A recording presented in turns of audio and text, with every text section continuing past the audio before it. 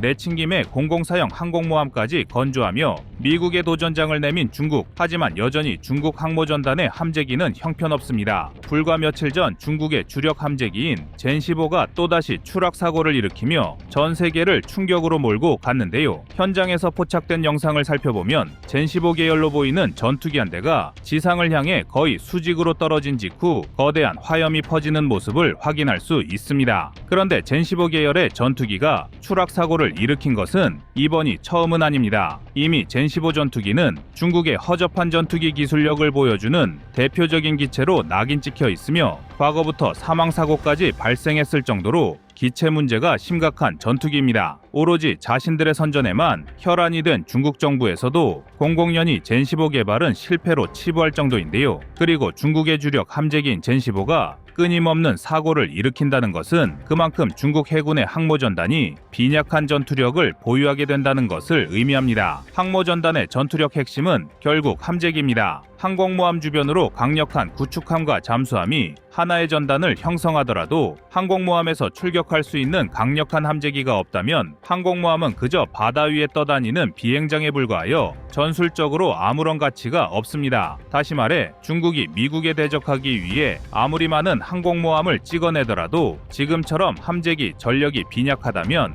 전혀 두려울 것이 없다는 뜻입니다. 그래서 준비했습니다. 오늘은 또 다시 추락 사고를 일으킨 중국의 젠15 전투기를 파헤쳐보고 중국의 항모전단이 허수아비에 불과한 이유를 자세히 알려드리겠습니다.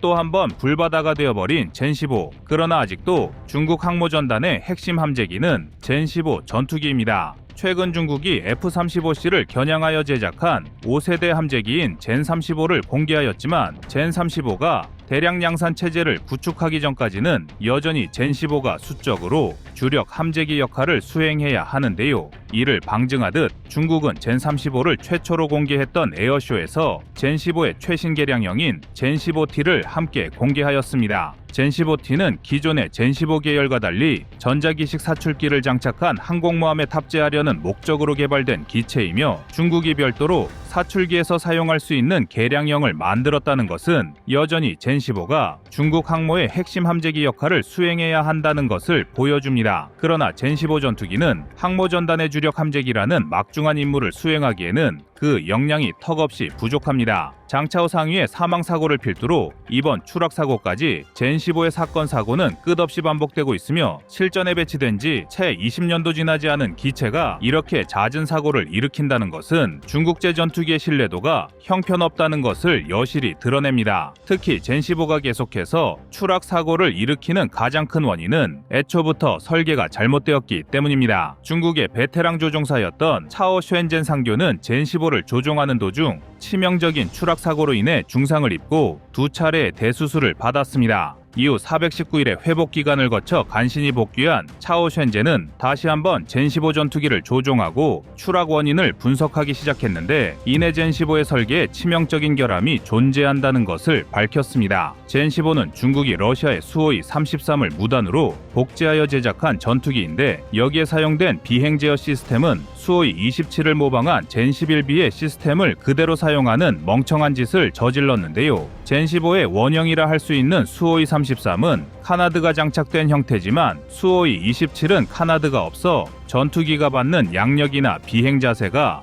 완전히 다른 특성을 가질 수밖에 없는데 전투기의 외형 설계에 따른 이러한 차이점을 고려하지 않고 특성이 전혀 다른 비행 제어 시스템을 집어넣었으니 기체 자체가 불안정할 수밖에 없었던 것입니다. 게다가 기초적인 설계 이외에도 젠-15는 문제투성이인데요. 중국 전투기의 고질병으로 불리는 엔진 문제가 다른 전투기보다 더욱 심각합니다. 중국은 젠-15를 개발하는 과정에서 러시아가 만든 수호이 33을 무단으로 복제하였습니다. 이미 중국은 수호이 27을 라이선스 생산하는 도중에 러시아의 뒤통수를 후려치고 전투기를 불법 복제하고서 자신들의 기술력으로 독자 개발했다는 젠-11B를 공개한 전례가 있는데요. 이 때문에 러시아에서 수호이 33의 라이선스 생산을 허가하지 않자 중국은 수호이 33의 프로토타입인 T-10K3를 어둠의 경로로 입수하였습니다. 소련 해체 직후 자신들의 의도와 상관없이 다수의 소련제 무기를 보유하게 된 우크라이나를 통해 방치된 T-10K3를 확보할 수 있었던 중국은 이를 기반으로 전투기의 설계를 구축하고 젠15를 만들었지만 이러한 불법 복제 방식에서는 당연히 한계가 존재할 수밖에 없었습니다. 특히 러시아의 고성능 AL-31F 엔진을 복제하는 것에 상당한 어려움을 겪었습니다. AL-31F 계열의 엔진은 러시아가 자랑하는 대표적인 전투기에 다수 사용되어 우수한 성능을 입증한 전투기 엔진으로 주요 기체로는 수호이 27을 비롯하여 수호이 30 MKI, 수호이 33 등이 존재합니다. 관련 기체들의 몇몇만 보더라도 비행 성능 측면에서 미국과 자유진영의 전투기에 필적한다는 평가를 받는 만큼 AL-31F 엔진은 상당히 잘 만들어진 엔진인데요. 하지만 전투기 엔진 기술이 부족한 중국이 이러한 고성능 엔진을 완벽하게 복제할 수는 없었고 불법 복제품인 WS-10 계열 엔진은 원본인 AL-31F의 70%에 불과한 성능으로 평가받고 있습니다. 그리고 WS-10 계열 엔진은 공중에서 엔진이 꺼지는 심각한 결함을 노출하거나 낮은 출력으로 많은 문제를 일으키고 있는데 이러한 출력 문제는 함재기인 젠15에 더욱 치명적으로 작용합니다. 통상적으로 함재기는 일반적인 전투기보다 활주로 길이가 짧은 탓에 안정적인 이륙을 위해 무장 탑재량과 연료량에서 손해를 보는 경우가 많습니다. 이는 비단 중국만의 문제가 아니라 미국을 비롯하여 함재기를 운용하는 나라들이 모두 고민하는 문제인데요. 하지만 젠15는 WS-10의 부족한 출력으로 인해 안 그래도 부족한 무장 탑재량이 더욱 빈약해지는 문제를 안고 있습니다. 지금까지 중국이 공개한 젠15의 비행 영상을 살펴보면 젠15가 장착할 수 있는 무장은 사실상 4발의 공대공 무장이 전부인 것으로 파악되고 있으며 그나마 공대공 무장이 공대함, 공대지보다 가볍다는 것을 고려할 때 다른 무장을 장착한다면 젠15는 제대로 된 비행이나 작전 수행이 어려울 것으로 예상됩니다. 그리고 함재기가 공대함 미사일 장착에 어려움을 호소한다는 건 매우 심각한 작전 공백을 야기합니다. 물론 함재기가 아군 함대를 위협하는 적의 공중 전력을 상대로 공대공 미사일을 앞세워 제공권을 잡는 임무를 수행할 수도 있지만 해상전에서 전투기가 공대함 미사일을 사용할 수 있느냐는 엄청난 차이를 불러옵니다. 제 아무리 현대 구축함들이 우수한 방공 역량을 보유하고 있다 하더라도 공중에서 빠르게 비행하며 공격할 수 있는 전투기와 공대함 미사일은 여전히 함대를 가장 크게 위협하는 전력이기 때문인데요. 하지만 중국의 젠15는 엔진의 약한 출력을 극복하지 못해 공대공 미사일 4발을 장착하는 것이 한계이며 해상작전에서의 유연성이 뒤떨어진다는 치명적인 문제를 해결하지 못하고 있습니다. 더욱이 001형 항공모함과 002형 항공모함은 별도의 사출기가 없는 시스템이라 함재기의 이륙 중량이 다른 항모보다 더 떨어진다는 문제가 겹쳐 젠15를 더욱 힘들게 만들고 있으며 중국이 함재기 문제를 완전히 해소하지 못하는 이상 한국도 중국의 항모 전단에 과하게 겁먹을 필요는 없습니다. 현재 한국의 서해를 위협하는 중국군은 북부정구 예하의 북해 함대입니다. 그동안 북해 함대가 한국을 향해 군사 도발을 일으킨다면 야오닝함과 항모전단이 한국을 위협할 수 있다는 분석이 여러 차례 제시되었는데요. 중국은 유사시 북해 함대 예하의 구축함을 차출하여 랴오닝함과 함께 항모 전단을 구성할 수 있으며 이러한 중국의 항모 전단은 함정의 체급이 작은 한국 해군에 큰 위협이 될 수 있다는 것이었습니다. 하지만 설령 중국이 랴오닝함을 중심으로 항모 전단을 구성하더라도 함재기 전력이 젠15 수준에 머물러 있다면 한국 해군을 위협할 수준은 되지 못합니다. 랴오닝함은 중국의 첫 번째 항공모함으로 만재 배수량이 7만 톤을 넘기지 못하는 규모입니다. 따라서 젠15는 자그마한 랴오닝함의 활주로를 극복하기 위해 빈약한 무장과 연료량으로 임무에 들어가게 될 것이며 젠15가 공대함 미사일을 대량으로 사용하지 못한다면 반대로 한국 해군은 미사일 방어 체계를 다른 대함 미사일에 집중하는 방식으로 효율적인 방어가 가능하며 무장과 작전 반경이 좁은 젠15를 KF-21이 공중에서 요격하는 것도 충분히 가능합니다. 현재까지 각종 테스트로 드러난 KF-21의 공대공 임무 역량은 매우 놀라운 수준인데 특히 4.5세대기 중에선 가장 뛰어난 저피 탐성을 보유하고 있습니다. 한국이 KF-21의 개발 과정에서 진행한 전투 효과도 분석 결과 KF-21은 우수한 저피탐 능력을 기반으로 F-16 대비 4.1배, FA-18, EF 대비 1.2배의 공대공 임무 효과를 거둘 수 있을 것으로 예상되는데, 이 정도의 성능이라면 레이더 기술이 빈약하고 작전 반경이 좁은 젠15를 선제적으로 요격하는 것은 KF-21의 어렵지 않은 임무가 될 것입니다. 그렇기 때문에 중국의 항모전단은 쉽사리 한국의 해양을 위협하지 못할 것이며, 우리 군은 언제든 중국의 도발을 분쇄하기 위해 최선의 노력을 다할 것인데요. KF-21이 허접한 중국 함재기들을 요격하고 한국의 호위함과 구축함에 미사일을 쏟아붓는다면 중국이 자랑하는 항모 전력은 대한민국의 안보와 국민들의 안전을 위협하지 못할 것입니다.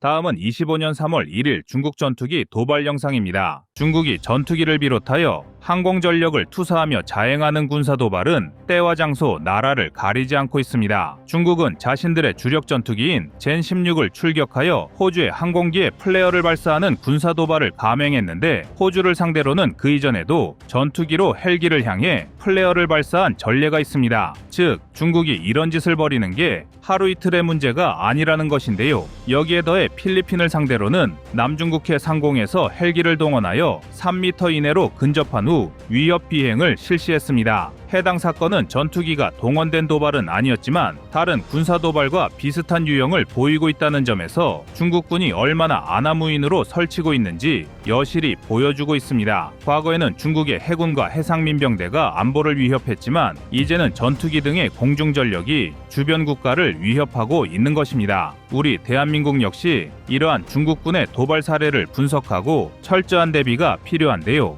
그런데 최근에는 중국의 공대공 능력이 발전하고 있지만 정작 한국은 걸음마에 불과하다는 지적까지 등장하였습니다. 해당 기사에 따르면 현대공중전은 시계 외 교전의 범위가 점차 늘어나고 초장거리 교전 대비가 대세로 자리 잡고 있는데, 중국은 사거리 400km 이상의 공대공 미사일을 개발한 반면 한국은 이를 따라가지 못한다고 지적하고 있습니다. 그렇다면 우리 대한민국은 정말로 중국의 전투기를 상대할 수 있는 역량이 부족할까요? 표면적인 숫자만 놓고 보면 중국의 전투기가 한국을 압도하는 것처럼 보일지 모르지만 실상은 전혀 그렇지 않습니다. 물론 무기 체계에 있어 성능 지표나 보유 수량 등 수치 재원을 가지고 전력을 평가하는 것도 중요합니다. 하지만 아무리 수치 재원이 우수하더라도 훈련 수준이 떨어지거나 기술의 신뢰도가 낮다면 그것은 그저 단순한 숫자 노름에 지나지 않습니다. 일례로 중국은 태국과의 모의 훈련에서 사실상 일방적으로 두들겨 맞는 수준으로 처참한 교전 결과를 받았습니다. 그런데 우리가 여기서 살펴봐야 할 것은 교전거리에 따른 중국 전투기의 공격 성공률인데요.